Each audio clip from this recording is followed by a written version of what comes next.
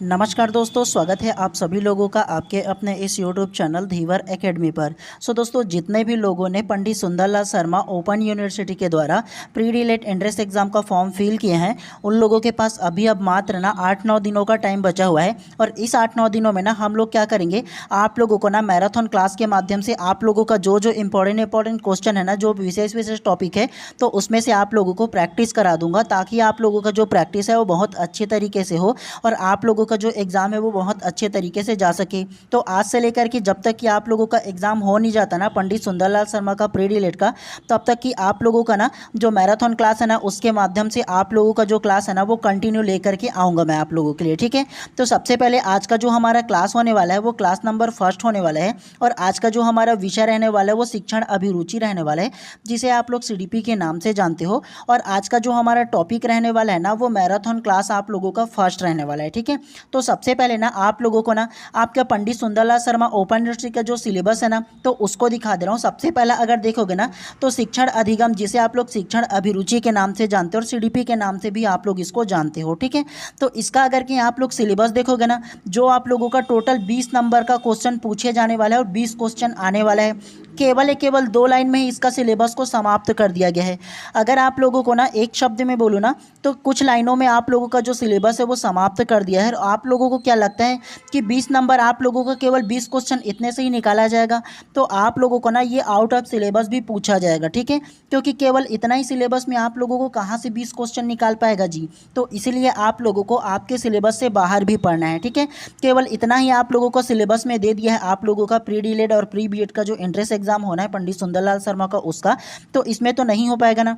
तो इसीलिए इसके प्रीवियस ईयर जो क्वेश्चन है ना, उसका मैंने एनालिसिस किया है। और उसके बाद आप लोगों को ना जो जो इंपॉर्टेंट क्वेश्चन है जो पूछा जाता है अक्सर पंडित सुंदरलाल शर्मा के एग्जाम में, तो वैसे क्वेश्चन को आप लोगों के सामने लेकर के आ रहा हूँ। तो केवल आप लोगों को प्रैक्टिस करना है और अच्छे से आप लोगों को समझते हुए चलना है। ठीक है, तो आप लोगों को ना ध्यानपूर्वक पढ़िएगा। ठीक है, और इसमें जो सिलेबस देखोगे ना, केवल चंद शब्दों में निपटा दिया गया है।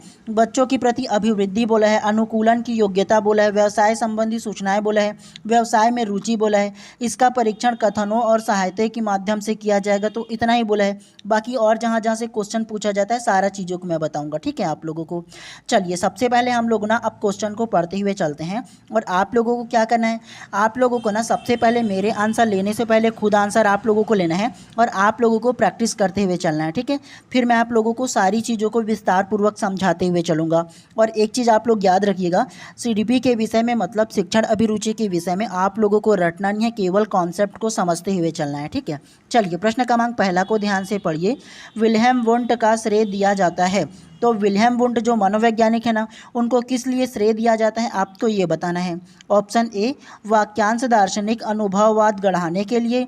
ऑप्शन बी, प्रकृति पोषण संबंधी बहस के लिए शर्तें सेट करने का। ऑप्शन सी, एक वैज्ञानिक अनुशासन के रूप में मनोविज्ञान की स्थापना। या ऑप्शन डी, पहले मनोविज्ञान प्रयोग का आयोजन का। तो क्या इसका आंसर हो सकता है?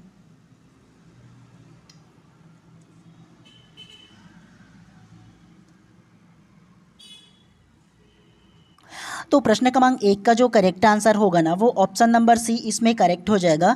एक मनोवैज्ञानिक अनुशासन के रूप में मनोविज्ञान की स्थापना का करेक्ट हो जाएगा। कैसे? तो विल्हेम वुंट का श्रेय दिया जाता है।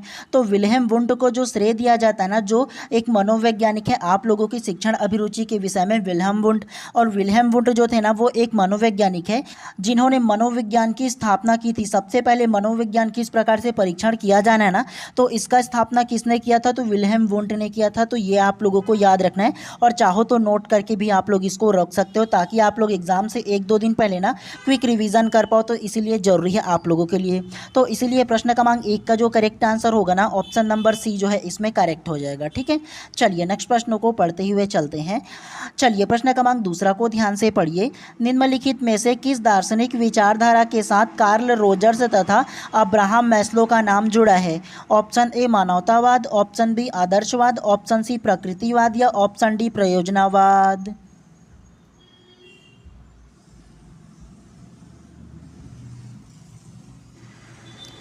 तो तो प्रश्न क्रमांक दूसरा का जो करेक्ट आंसर होगा ना वो ऑप्शन नंबर ए मानवतावाद इसमें करेक्ट हो जाएगा। कैसे? निम्नलिखित में से किस दार्शनिक विचारधारा के साथ कार्ल रोजर्स तथा अब्राहम मैस्लो का नाम जुड़ा हुआ है? तो कार्ल रोजर्स और अब्राहम मैस्लो का जो नाम जुड़ा हुआ है वो मानवतावाद से जुड़ा हुआ है, ये आप लोगों को याद रखना है। कैसे याद रखना है ये जान लो। देखो, म से मानवतावाद और म से मैस्लो, ये याद रखना। क्या? तो म से शुरुआती में देखो मानवतावाद दिया है और म से ही मैस्लो दिया है, तो ऐसे याद रख सकते हो। या हमेशा मानवतावाद की बात कौन करते रहता है? तो मैस्लो करते रहता है ना, तो अब्राहम मैस्लो हो जाएगा और उसके अलावा रोजर्स हो जाएगा। तो ऐसे आप लोग याद रख लेना, ठीक है। म से मैस्लो और म से मानवतावाद ऐसे रख सकते हो, तो अब्राहम मैस्लो उसको याद रखना है। उसके अलावा बाकी ऑप्शन के बारे में भी जान लो ताकि आप लोगों को इसके बारे में भी आप लोगों को पता रहे, है ना। आप लोगों से ऐसे कूट में प्रश्न पूछा जा सकता है कि एक तरफ आप लोगों को अलग अलग ये जो वाद है ना वो दिया जा सकता है और एक तरफ उसका जो प्रतिपादक है उसका नाम दिया जा सकता है, तो इसलिए आप लोगों को याद रखना है, ठीक है। ऑप्शन नंबर बी को देखो, आदर्शवाद। तो आदर्शवाद के जनक कौन है? तो आदर्शवाद के जो जनक है ना वो सुकरात है। कौन? तो आदर्शवाद के जो जनक है वो सुकरात है। सुकरात जो है ना वो हमेशा आदर्शवाद की बात करते रहता है, ये आप लोग ऐसे याद रख सकते हो। उसके अलावा ऑप्शन नंबर सी, प्रकृतिवाद। तो प्रकृतिवाद के जनक कौन है? तो प्रकृतिवाद के जो जनक है वो रूसो है। रूसो नामक जो मनोवैज्ञानिक है वो हमेशा प्रकृति के बारे में बातें करते रहता है, ये आप लोग ऐसे ले सकते हो। क्या? तो हमेशा प्रकृति बचाओ, पेड़ संरक्षण करो, ये कौन करते रहता है? तो रूसो नामक मनोवैज्ञानिक करते रहता है, ऐसे याद रख लेना। उसके अलावा ऑप्शन नंबर डी, प्रयोजनावाद। तो प्रयोजनावाद के जनक कौन है? तो प्रयोजनावाद के जो जनक है वो चार्ल्स सैंडर्स पियर्स है। कौन? तो चार्ल्स सैंडर्स पियर्स है, याद रखना। हमेशा प्रयोग कौन करते रहता है? तो चार्ल्स सैंडर्स पियर्स नामक जो मनोवैज्ञानिक है ना, तो उन्होंने हमेशा प्रयोजनावाद की बात करते रहता है, प्रयोग करते रहता है। ऐसे आप लोग कुछ कुछ जो कड़ियाँ है ना वो समझ करके रखना, ठीक है। तो देखो, मानवतावाद के जनक कौन है?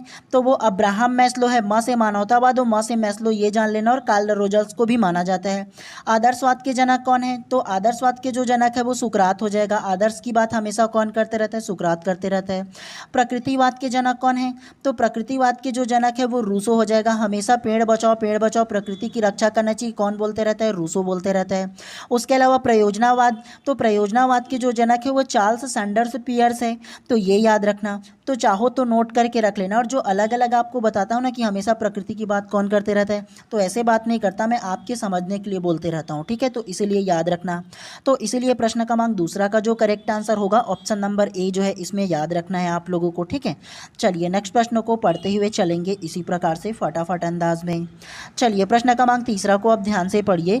क्या आप बच्चों की पठन रुचियों का पता लगाना चाहते हैं और इस परियोजना के लिए आप अपने क्षेत्र में अलग अलग आयु वर्ग के बच्चों का प्रतिनिधि चयन चुनते हैं? यह सर्वेक्षण क्या कहा जाएगा? ऑप्शन ए, अनुवांशिक कारक अध्ययन दृष्टिकोण। ऑप्शन बी, प्रातिनिधिक समूह केस अध्ययन दृष्टिकोण। ऑप्शन सी, अधोमुखी केस अध्ययन दृष्टिकोण। या ऑप्शन डी, विकास केस अध्ययन दृष्टिकोण। तो क्या इसका आंसर हो सकता है?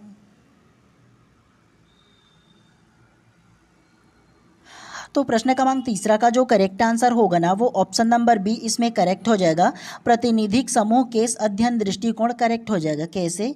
क्या आप बच्चों को पठन रुचियों का पता लगाना चाहते हैं और इस परियोजना के लिए आप अपने क्षेत्र के अलग अलग आयु वर्ग के बच्चों का प्रतिनिधित्व प्रतिचयन चुनते हैं। मतलब ना आप मान के चलो एक शिक्षक हो और शिक्षक होने के नाते अपने एरिया में ना जितने भी अलग अलग आयु वर्ग के बच्चे हैं उसका ना किस प्रकार से वो पढ़ते हैं, उसकी रुचि किसमें है किसमें नहीं है, ये आप जानना चाहते हो।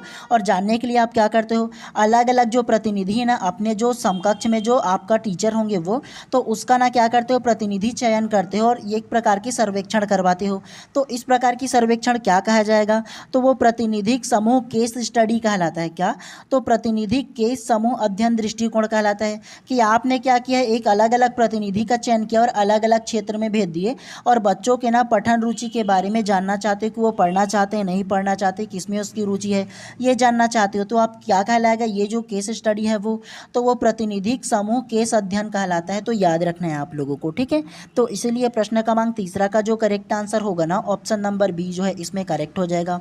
जो जो ऑप्शन को ना आप लोगों को पूरी तरह से जानकारी देने की आवश्यकता होगा बिल्कुल मैं बताते हुए चलूंगा आप लोगों को, ठीक है।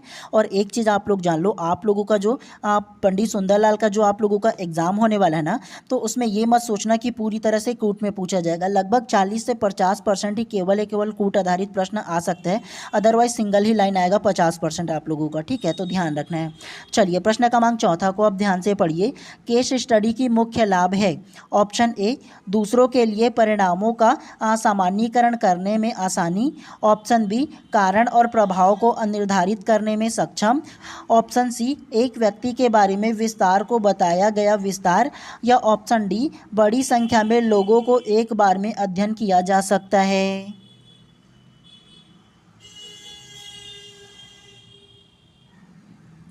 तो प्रश्न क्रमांक चौथा का जो करेक्ट आंसर होगा ना वो ऑप्शन नंबर सी इसमें करेक्ट हो जाएगा। एक व्यक्ति के बारे में विस्तार को बताया गया विस्तार इसमें करेक्ट हो जाएगा। कैसे? केस स्टडी का मुख्य लाभ है, तो केस स्टडी का जो लाभ होगा ना वो एक व्यक्ति के बारे में विस्तार को बताया गया विस्तार हो जाएगा। केस स्टडी क्या होता है आप लोग ये जान लो। केस स्टडी जो होता है ना वो आप लोगों को अगर कक्षा में रहोगे ना, आप इंटर्नशिप में जाओगे तो आपको केस स्टडी करने के लिए दिया जाता है। और इसमें क्या करना होता है, आपके कक्षा में ना ऐसे बच्चों का चयन करना है जो ना या तो स्कूल से भाग जाते हैं या पढ़ने में उसका मन नहीं लगता है, किसी प्रकार से सामान्य बालक से भिन्न है, तो ऐसे बालकों का आपको चयन करना है और उसके बारे में आप लोगों को केस स्टडी करना है। और केस स्टडी में क्या क्या करना होगा, तो उस केस स्टडी में ना आप लोगों का बच्चे को पढ़ने में अगर मन नहीं लगता तो क्यों नहीं लगता है, उसका कारण क्या है। अगर बच्चे स्कूल से भाग जाते हैं तो वो क्यों भाग जाते हैं, इसका कारण क्या है। और कारण जानने के बाद उसका ना क्या करोगे आप लोग, उसका सॉल्यूशन करोगे, उसका निदान करोगे। तो इस प्रकार की जो अध्ययन होता है ना, पर्टिकुलर एक बच्चे पर जो किया गया अध्ययन होता है, ठीक है, जो सर्वे होता है उसको क्या बोला जाता है, केस स्टडी बोला जाता है। और इसमें ना एक व्यक्ति के बारे में ना विस्तार पूर्वक जानकारी लिया जाता है कि वो क्यों नहीं जानता, मतलब वो स्कूल नहीं आता तो क्यों नहीं आता, भाग जाता है तो क्यों भाग जाता है और उसका क्या सॉल्यूशन हो सकता है। तो विस्तार से उसका क्या किया जाता है, केस स्टडी किया जाता है। तो इसी को आप लोगों को याद रखना, केस स्टडी जो होता है वो यही कहलाता है। चलिए नेक्स्ट प्रश्न को पढ़ते हुए चलते हैं इसी अंदाज में। जो मैं आप लोगों को बता रहा हूँ ना, समझते हुए चलना, रटना मत, क्योंकि अगर कॉन्सेप्चुअल क्वेश्चन पूछा जाएगा तो आपके समझ आधारित ही क्वेश्चन बनेगा, रटोगे तो मतलब नहीं होगा, ठीक है। चलिए प्रश्न क्रमांक 5वां को ध्यान से पढ़िए। अवधारणाओं का विकास मुख्य रूप से किसका हिस्सा है। ऑप्शन ए शारीरिक विकास, ऑप्शन बी सामाजिक विकास, ऑप्शन सी संवेगात्मक विकास या ऑप्शन डी बौद्धिक विकास। तो प्रश्न क्रमांक 5वां का जो करेक्ट आंसर होगा ना वो ऑप्शन नंबर डी बौद्धिक विकास करेक्ट हो जाएगा। कैसे? अवधारणाओं का विकास मुख्य रूप से किसका हिस्सा है। आपके मन में जो अवधारणा बनता है, जो आप लोगों के मन में थ्योरी बनता है, मतलब किसी टॉपिक को देखकर, किसी चीज़ को देखकर के आपने मन में जो धारणा बनेगा, जो अवधारणा बनेगा वो कैसे बनेगा, वो बौद्धिक रूप से बनेगा ना। आप सोचोगे ना उसके बारे में, सोचना किसका काम है, बुद्धि का काम है, तो वो बौद्धिक विकास के अंतर्गत आ जाएगा। तो इसीलिए प्रश्न क्रमांक 5 का जो करेक्ट आंसर है ना ऑप्शन नंबर डी इसमें करेक्ट हो जाएगा, ठीक है। चलिए नेक्स्ट प्रश्न को पढ़ते हुए चलते हैं इसी प्रकार से। चलिए प्रश्न क्रमांक 6वां को अब ध्यान से पढ़िए। एक विद्यार्थी अपने समकक्ष व्यक्तियों के समूह के प्रति आक्रामकता व्यवहार करता है, विद्यालय के मानदंडों को नहीं मानता, इस विद्यार्थी को खाली स्थान में सहायता की आवश्यकता है। ऑप्शन ए संज्ञानात्मक क्षेत्र, ऑप्शन बी मनोगत्यात्मक क्षेत्र, ऑप्शन सी भावात्मक क्षेत्र या ऑप्शन डी उच्च स्तरीय चिंतन कौशल।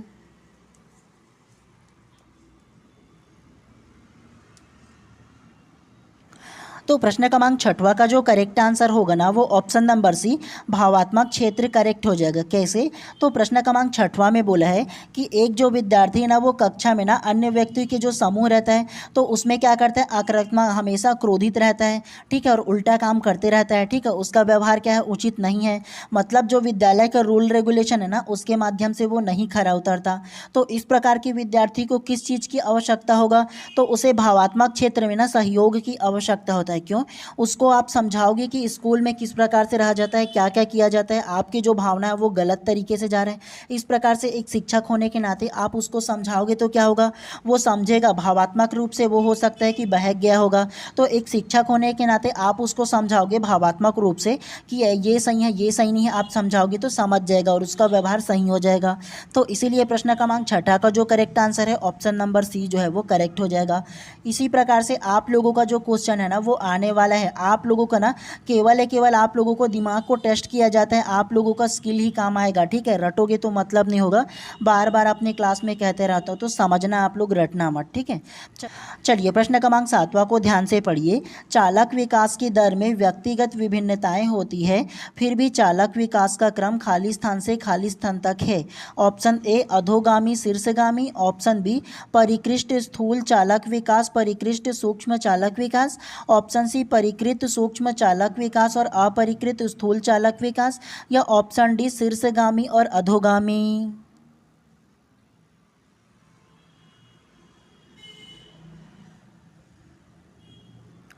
तो प्रश्न क्रमांक 7वां का जो करेक्ट आंसर होगा ना वो ऑप्शन नंबर बी इसमें करेक्ट हो जाएगा। अपकृत स्थूल चालक विकास और परिकृत स्थूल चालक विकास करेक्ट हो जाएगा, ठीक है। चालक विकास की दर में व्यक्तिगत विविधताएं होती है, फिर भी वह चालक विकास की क्रम खाली स्थान से खाली स्थान तक होता है। तो अपकृत स्थूल चालक विकास से परिकृत स्थूल चालक विकास इसमें करेक्ट हो जाएगा। तो ये आप लोगों को याद रखना है, ठीक है। आप लोगों को इसमें ज़्यादा उतना रटने की आवश्यकता नहीं है, केवल एक लाइन से ना आप लोगों को पढ़ते हुए चलना है, सरसरीनी गाँव से आप लोगों को। चलिए नेक्स्ट को पढ़ते हैं। तो थोड़ा सा ये आप लोग ना मैनेज कर लीजिए, एक क्वेश्चन को थोड़ा बड़ा है तो आप लोगों को ना छोटा नजर आएगा। चलिए प्रश्न क्रमांक 8वां को पढ़िए। सही को मिलान करें। सिद्धांत एक तरफ दिया है और एक तरफ उसका वर्णन दिया है, मतलब किस में आता है ये दिया है। तो ए को पढ़ो समीप दूरभिमुखी दिशा, बी दिया है सिर पदमुखी दिशा, सी दिया है अंतर्व्यक्तिक विभिन्नताएं और डी दिया है अंतर्व्यक्तिक विभिन्नताएं, ठीक है। तो ये आप लोगों को इसमें दिया है। उसके अलावा वर्णन दिया है आप लोगों को पहला करके, विभिन्न बच्चे भिन्न भिन्न दर से बढ़ते हैं, दूसरा सिर से पैर का क्रम, और तीसरा किसी अकेले बच्चे में विकास में एक क्षेत्र की अपेक्षा दूसरे से भिन्न हो सकती है, और चौथा शरीर के केंद्र से बाहर की ओर। याद करो आप लोगों को पढ़ाया था समीपस्थ विकास क्षेत्र और उसके अलावा दूरस्थ विकास क्षेत्र या सिर पदमुखी भी विकास सिखाया था आप लोगों को, जिसे सिफेलोकॉडल और प्रोक्सिमोडिस्टल कहते हैं। याद करो, अगर आप लोगों ने व्यापम के एग्जाम दिया होगा डीएड बीएड का तो है ना, उसमें आप लोगों को समझाया था। तो बताइए option A, option B, option C या ऑप्शन डी।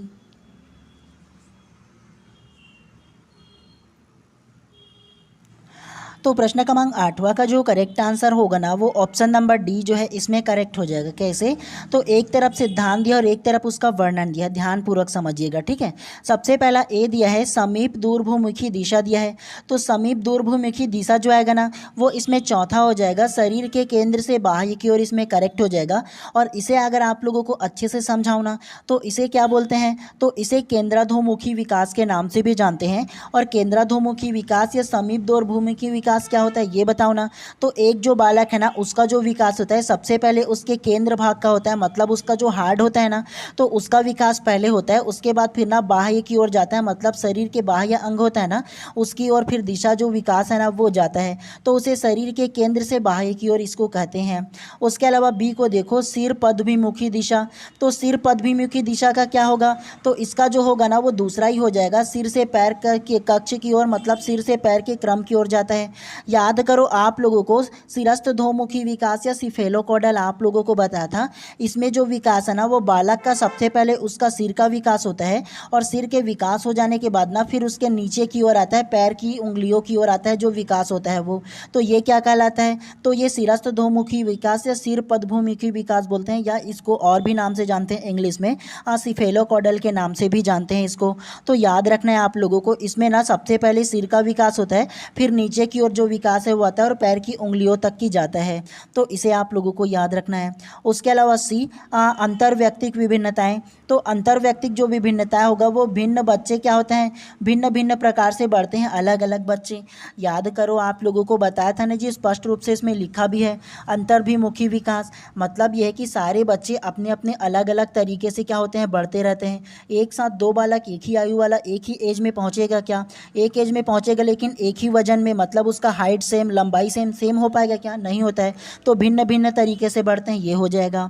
उसके अलावा डी देखो अंतर्व्यक्तिक विभिन्नताएं, तो अंतर्व्यक्तिक विभिन्नता जो होगा ना वो तीसरा हो जाएगा, किसी अकेले बच्चे में विकास के एक क्षेत्र की अपेक्षा दूसरे से भिन्न हो सकती है, तो ये अंतर्व्यक्तिक विभिन्नताएं के अंतर्गत आएगा।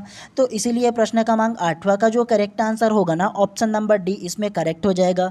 याद रखना ऐसे प्रश्न पूछे जाते हैं आप लोगों के अवेयरनेस के लिए, ठीक है। तो इसी इसीलिए आप लोगों को पढ़ते हुए चलना है। ज़्यादा आप लोगों को क्या करना है, एकदम ज़्यादा रटने की आवश्यकता नहीं है आप लोगों को, ठीक है। चलिए प्रश्न क्रमांक 9 को आप ध्यान से पढ़िए। वह अवधि जो वयस्कता के संक्रमण की पहल करती है उसे क्या कहते हैं?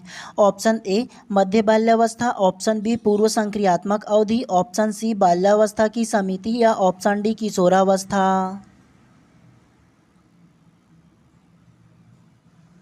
तो प्रश्न क्रमांक 9 का जो करेक्ट आंसर होगा ना वो ऑप्शन नंबर डी किशोरावस्था करेक्ट हो जाएगा। कैसे? वह अवधि जो वयस्कता के संक्रमण की पहल करती है उसे क्या कहते हैं? वयस्कता का मतलब क्या होता है? वयस्क पुरुष का होता है। तो वयस्क मतलब क्या होगा? किशोरावस्था में, तभी ना वो वयस्क हो पाएगा। जी हाँ, तो ये आप लोगों को याद रखना है। और आप लोगों को जीन पियाजे के संज्ञानात्मक विकास को भी आप लोगों को समझा दिया था। उसके अलावा जीन पियाजे ने ना जो बालकों की अवस्थाओं को अलग अलग में बांटा है ना अवस्था में, तो उसको भी आप लोगों को बता दिया था, याद रखिए। अगर इसमें पूछ दिया जाए तो कैसे कर सकते हो, तो याद रखना है, आप लोगों को बता रहा हूँ, ध्यानपूर्वक समझिएगा, ठीक है। सबसे पहले ना जीन पियाजे ने बालकों की जो अवधि ना उसको 4 भागों में बांटा है। सबसे पहले अगर आप लोगों को बताऊँ ना तो पहला जो होगा वो गर्भावस्था हो जाएगा। गर्भावस्था जो होगा ना वो गर्भधारण से लेकर के जन्म तक की इसका जो एज है वो हो जाएगा। दूसरा जो होगा वो शैशवावस्था हो जाएगा। शैशवावस्था का जो उम्र है ना वो जन्म से लेकर के 2 वर्ष तक की वो शैशवावस्था हो जाएगा। तीसरा जो होगा वो बाल्यावस्था हो जाएगा। और बाल्यावस्था जो होगा ना उसको 2 भागों में बांटा गया है, पूर्व बाल्यावस्था और उत्तर बाल्यावस्था होगा, ठीक है। ये मध्य लिखा है, इसको उत्तर कर लेना। तो पूर्व बाल्यावस्था और उत्तर बाल्यावस्था में 2 भाग में बांटा है। और चौथा जो होगा वो किशोरावस्था हो जाएगा। आप लोगों को एज को भी बता दे रहा हूँ, याद रखिएगा। सबसे पहले जीन पियाजे ने जो बालकों की जो अवधि को बांटा है, पहला हो जाएगा गर्भावस्था हो जाएगा। गर्भावस्था जो होता है वो गर्भधारण से लेकर के जन्म तक की इसका एज हो जाएगा। दूसरा जो होगा वो शैशवावस्था हो जाएगा। शैशवावस्था की जो आयु है वो जन्म से लेकर के 2 वर्ष तक की हो जाएगा। तीसरा जो होगा वो बाल्यावस्था होगा। बाल्यावस्था जो है ना वो 2 वर्ष से लेकर के 12 वर्ष तक की होता है। और इसको 2 भाग में बांटा है। पहला होगा इसमें पूर्व बाल्यावस्था और इसका जो एज है ना वो 2 वर्ष से लेकर के 6 वर्ष तक की बांटा है। और दूसरा होगा वो उत्तर बाल्यावस्था हो जाएगा जो 6 वर्ष से लेकर के 12 वर्ष तक की बांटा है। और चौथा जो होगा ना वो होगा किशोरावस्था। किशोरावस्था की जो आयु है वो 12 वर्ष से लेकर के अधिक हो जाएगा, या 12 वर्ष से 18 वर्ष तक की इसको नापा गया है, ठीक है। तो एज को भी याद रखना और इसके जो अलग अलग जो बांटा है ना उसको भी याद रखना। कभी कभी क्या होता है, एक तरफ आप लोगों को एज को दे दिया जाएगा और एक तरफ आप लोगों को इसका नाम को दे दिया जाएगा। दूसरा इस प्रकार से पूछा जा सकता है कि एक तरफ आप लोगों को ना पूरा ये चारों को दिया जाएगा और जमाने के लिए बोल दिया जाएगा कि आप इसको सीक्वेंस में जमाइए बोल करके। तो याद रखना है आप लोगों को, ठीक है। चलिए नेक्स्ट प्रश्न को पढ़ते हुए चलते हैं इसी प्रकार से। चलिए प्रश्न क्रमांक 10वां को आप ध्यान से पढ़िए। निम्नलिखित अवधि में से किसमें शारीरिक वृद्धि एवं विकास तीव्रता गति से घटित होती है? ऑप्शन ए मध्य बाल्यावस्था एवं किशोरावस्था, ऑप्शन बी किशोरावस्था एवं वयस्कता, ऑप्शन सी शैशवावस्था एवं प्रारंभिक बाल्यावस्था, या ऑप्शन डी प्रारंभिक बाल्यावस्था एवं मध्यावस्था।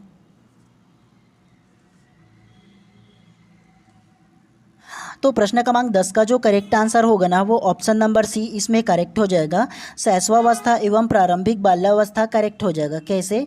निम्नलिखित अवधि में से किसमें शारीरिक वृद्धि एवं विकास तीव्र से होता है? तो कौन से ऐसे बालक की आयु है जिसमें ना शारीरिक जो वृद्धि है ना मतलब उसका शरीर बहुत तेजी से ग्रो होता है, बढ़ता है, और विकास बहुत तेजी से होता है, मतलब उसका जो मस्तिष्क ना वो भी मेच्योरिटी लेवल तेजी से बढ़ते जाता है। तो वो किस आयु में होता है? तो वो शैशवावस्था में होता है और प्रारंभिक बाल्यावस्था में होता है, ठीक है। तो याद रखना शैशवावस्था का एज क्या है? तो जन्म से लेकर के 2 वर्ष तक की शैशवा होगा। और प्रारंभिक बाल्यावस्था का एज क्या है? तो वो जो होगा वो 2 वर्ष से लेकर के 6 वर्ष तक की हो जाएगा। तो याद रखना है शैशवावस्था और प्रारंभिक बाल्यावस्था में ना बालकों की जो शारीरिक वृद्धि है वो तेजी से होता है और विकास भी होता है। तो याद रखना है आप लोगों को इसको, ठीक है। ऐसे जो क्वेश्चन है वो पूछा जा सकता है। चलिए नेक्स्ट प्रश्न को पढ़ते हुए चलते हैं इसी प्रकार से। चलिए प्रश्न क्रमांक 11वां को ध्यान से पढ़िए। विकास कभी न समाप्त होने वाली प्रक्रिया है, यह विचार किससे संबंधित है? ऑप्शन ए अंतः संबंध का सिद्धांत, ऑप्शन बी निरंतरता का सिद्धांत, ऑप्शन सी एकीकरण का सिद्धांत, या ऑप्शन डी अंतः क्रिया का सिद्धांत।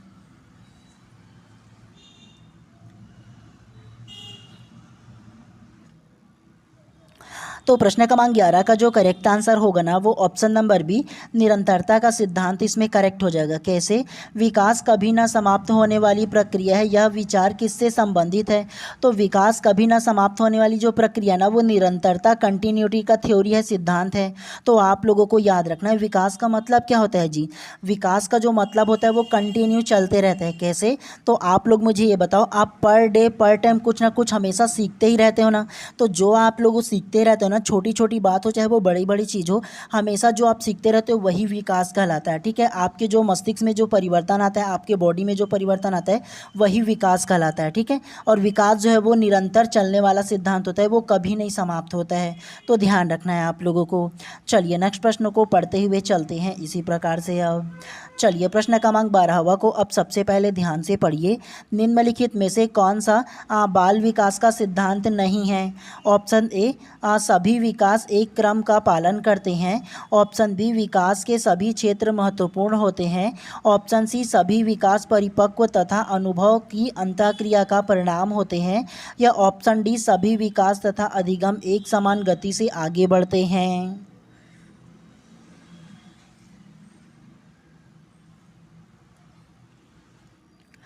तो प्रश्न क्रमांक 12 का जो करेक्ट आंसर होगा ना वो ऑप्शन नंबर डी इसमें करेक्ट हो जाएगा। सभी विकास तथा अधिगम एक समान गति से आगे बढ़ते हैं, करेक्ट हो जाएगा। कैसे? निम्नलिखित में से बाल विकास का सिद्धांत नहीं है बोला है। तो बाल विकास का जो सिद्धांत नहीं है ना वो ऑप्शन नंबर डी हो जाएगा। कैसे होगा जान लो। सभी विकास तथा अधिगम एक समान होता है। आप लोग मुझे ये बताओ, सभी जो विकास मतलब आप लोगों का शारीरिक विकास, मानसिक विकास, बौद्धिक विकास सभी एक समान होता है क्या? आप एक गति से सीखते हो क्या सारा चीज़ है? आप लोग ये बताओ। तो नहीं होता है। आपका शारीरिक विकास अलग होता है, मानसिक विकास अलग होता है। तो दोनों का विकास होने का जो लेवल होता है वो अलग अलग होता है। तो बाल विकास का जो सिद्धांत नहीं है बोला है ना तो ऑप्शन नंबर डी इसमें करेक्ट हो जाएगा। चलिए नेक्स्ट प्रश्नों को पढ़ते हुए चलते हैं इसी अंदाज में। चलिए प्रश्न क्रमांक 13वां को ध्यान से पढ़िए। मिश्रित आयु वर्ग वाले विद्यार्थियों की कक्षा से व्यवहार रखने वाले शिक्षक के लिए खाली स्थान का ज्ञान सर्वाधिक महत्वपूर्ण है। ऑप्शन ए, सांस्कृतिक पृष्ठभूमि। ऑप्शन बी, विकासात्मक अवस्थाओं। ऑप्शन सी, उनके अभिभावकों का व्यवसाय। या ऑप्शन डी, सामाजिक आर्थिक पृष्ठभूमि।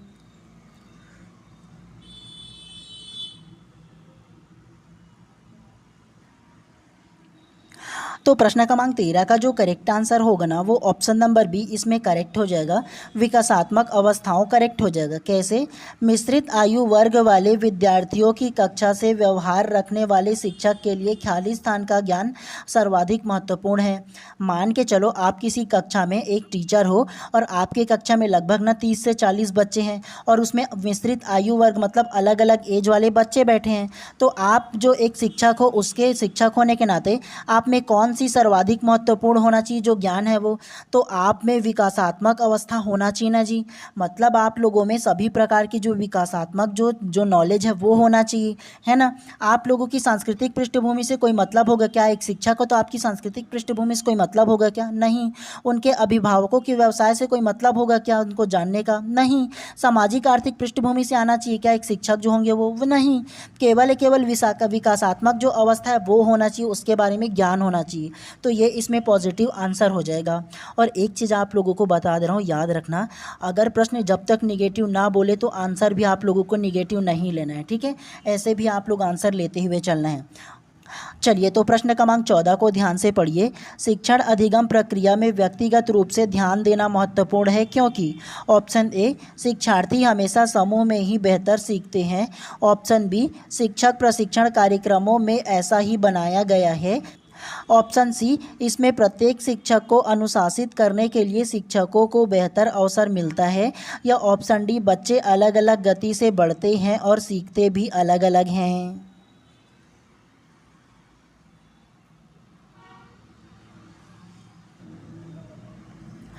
तो प्रश्न क्रमांक 14 का जो करेक्ट आंसर होगा ना वो ऑप्शन नंबर डी इसमें करेक्ट हो जाएगा। बच्चे अलग अलग गति से बढ़ते हैं और सीखते भी हैं, करेक्ट हो जाएगा। कैसे? शिक्षण अधिगम प्रक्रिया में व्यक्तिगत रूप से ध्यान देना महत्वपूर्ण है। तो आप जब एक शिक्षक के रूप में बच्चों को पढ़ाओगे, शिक्षण अधिगम कराओगे मतलब बच्चों को पढ़ाओगे, तो उस प्रक्रिया में आप व्यक्तिगत रूप से क्या ध्यान दोगे? आप बच्चों को ये ध्यान दोगे कि बच्चे जो है वो अलग अलग गति से सीखते हैं।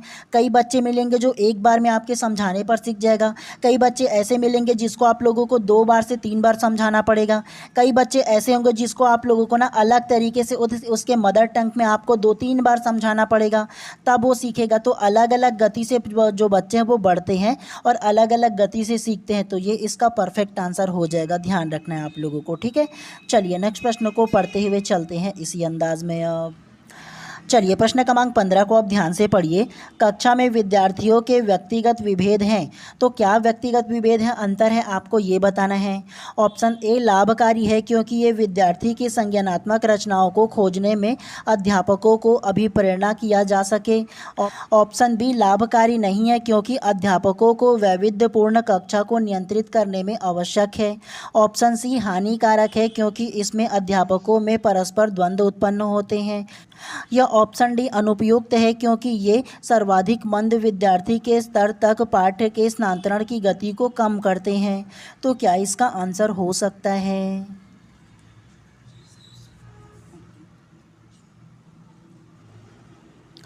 तो प्रश्न क्रमांक 15 का जो करेक्ट आंसर होगा ना वो ऑप्शन नंबर ए इसमें करेक्ट हो जाएगा। लाभकारी है क्योंकि ये विद्यार्थी की संज्ञानात्मक रचनाओं को खोजने में अध्यापकों को अभिप्रेरित किया जा सके, करेक्ट हो जाएगा। कैसे होगा ये जान लो। सबसे पहले आप लोग मुझे ये बताओ, ये जो प्रश्न क्रमांक 15 है क्या ये निगेटिव में पूछा है क्या? जवाब आएगा आप लोगों का नहीं। तो जब निगेटिव प्रश्न नहीं पूछा गया तो आंसर आप निगेटिव क्यों लोगे? ऑप्शन बी को देखो लाभकारी नहीं है तो ये निगेटिव होगा कि नहीं। उसके अलावा सी को देखो हानिकारक है, ये भी निगेटिव हो जाएगा। ऑप्शन डी को देखो अनुपयुक्त है तो ये भी जो शब्द है वो निगेटिव हो जाएगा। तीनों के तीनों जब निगेटिव है और पॉजिटिव कौन है? केवल ऑप्शन नंबर ए को देखो। ये पूरा का पूरा जो लाइन है ना, जो वाक्य है वो पॉजिटिव में है, देखो है ना। लाभकारी है क्योंकि ये विद्यार्थियों की संज्ञानात्मक रचनाओं को खोजने में अध्यापकों को अभिप्रेरित किया जा सके, तो ये पॉजिटिव है कि नहीं। तो इसीलिए ऑप्शन नंबर ए करेक्ट हो जाएगा। जब तक प्रश्न निगेटिव ना बोले तो आंसर निगेटिव क्यों लोगे जी। इसीलिए आप लोगों को ध्यान रखना है, खासतौर से सीडीपी जैसे ही विषय में आप लोगों को, ठीक है, शिक्षण अभिरुचि में ऐसे आप लोगों को सॉल्व करते चलना है। अब आप लोगों को ना बाकी ये जो क्वेश्चन है ना वो आप लोगों को ना नेक्स्ट क्लास में आप लोगों को शाम को और भी करा दूंगा, ठीक है। क्योंकि देखो आप लोगों का जो क्लास है ना मैं ट्राई करूँगा कि एक दिन में आप लोगों का ना 2 से 3 क्लास लाने की ट्राई करूँगा। क्यों? क्योंकि एक चीज़ मैं आप लोगों को बता दूँ, आप लोगों के पास 9-10 दिनों का टाइम बचा है और 2 से 3 क्लास लाऊंगा ना तो आप लोगों का जो मेजर जो टॉपिक है वो कवर हो जाएगा आप लोगों का, ठीक है। तो ऐसे ही करूँगा। और देखो मेरे को भी ना खुद से पढ़ना पड़ता है क्योंकि अभी आगे में ना शिक्षक भर्ती भी आने वाला है, तो मेरे को भी लाइब्रेरी जाना पड़ता है, पढ़ना पड़ता है खुद के लिए। तो इसीलिए थोड़ा सा ना आप लोगों को जवाब देने में या क्लास को लाने में विलम्ब हो जाता है कभी कभी, ठीक है। लेकिन ट्राई करूँगा आप लोगों के लिए ना अलग से टाइम निकालो, मैं रात को ही क्या करूँगा रिकॉर्ड करके रख लूँगा और सुबह आप लोगों को क्लास देखने को मिल जाएगा आप लोगों को, ठीक है। तो चलिए आप लोगों को केवल इतना ही क्लास लेना था। आप सभी लोगों का दिन शुभ एवं मंगलमय हो। मिलते हैं नेक्स्ट क्लास में और आप लोग अच्छे से एग्जाम दिलाइएगा पंडित सुंदरलाल शर्मा के लिए, ठीक है।